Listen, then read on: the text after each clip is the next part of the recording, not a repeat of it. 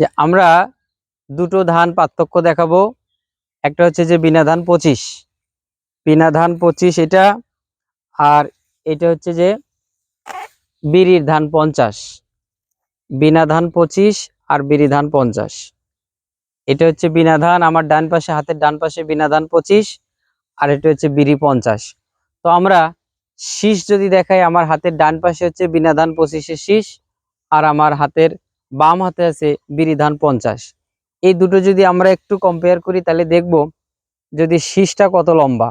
আমরা দেখি এই বিনা ধান 25 এর শীষ বেশি লম্বা, এবং আরেকটা কম্পেয়ার করে যদি যদি আমরা ধানের সংখ্যা গুনি তাহলে কিন্তু বিনা ধান 25-এ ধানের সংখ্যা বেশি।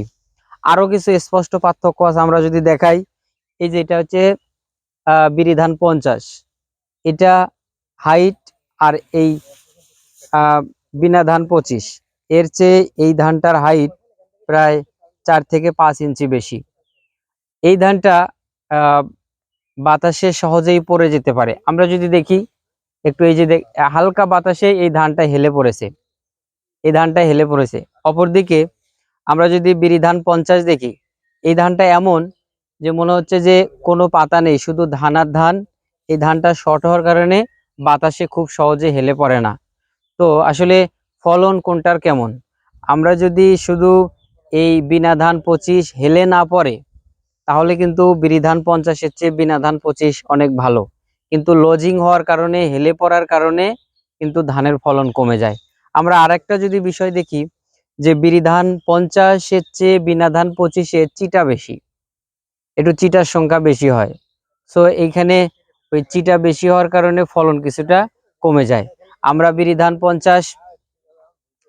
50-এর ফলন যদি দেখি, এটা সর্বোচ্চ ফলন 25 থেকে 26 মন ফলন হতে পারে বিরি ধান 50। অপরদিকে বিনা ধান আমরা কেটেছি, এর ফলনও এরকম 20-22 মন। এটার ফলন কম হওয়ার পিছনে কারণ হচ্ছে যে এখানে চিটার সংখ্যা বেশি হয়, আর ধানের কিছু স্পেশাল ম্যানেজমেন্ট আছে বিনা ধান 25-এর, যেটা চাষি ভাই অনেক সময় না জানার কারণে এই ধানটা চাষ করতে পারে না।